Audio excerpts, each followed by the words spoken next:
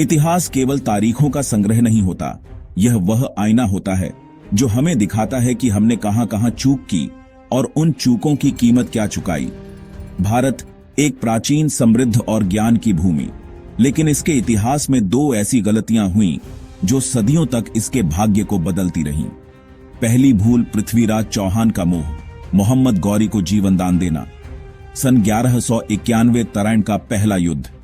पृथ्वीराज चौहान दिल्ली और अजमेर के शक्तिशाली राजा थे। उन्होंने अफगान आक्रमणकारी मोहम्मद गौरी को हराया।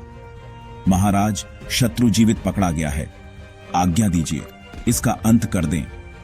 राजपूत वीर अपने शत्रु पर वार नहीं करते जब वह निर्बल हो, इसे जीवन दान दो। यही था भारत का पहला और सबसे घातक भूलों में से एक।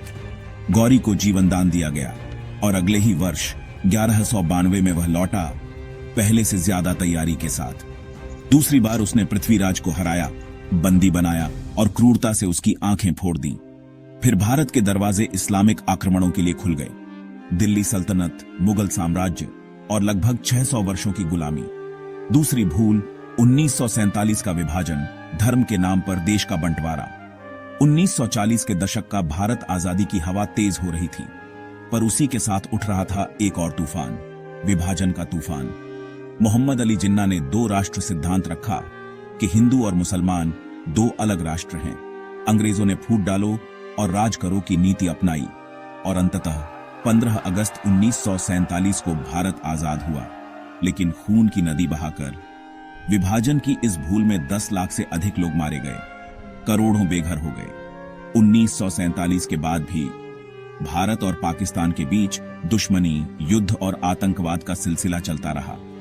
इतिहास हमें सिखाने आता है, लेकिन अगर हम आंखें मूंद लें तो वही गलतियां बार बार दोहराई जाती हैं।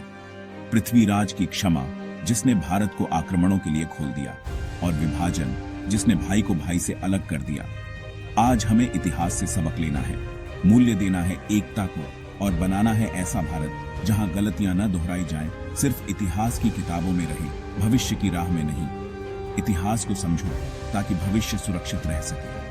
वीडियो अच्छी लगी हो तो लाइक करना और चैनल को सब्सक्राइब जरूर करना। फिर मिलेंगे एक ऐसे ही और नहीं ऐतिहासिक वीडियो के साथ।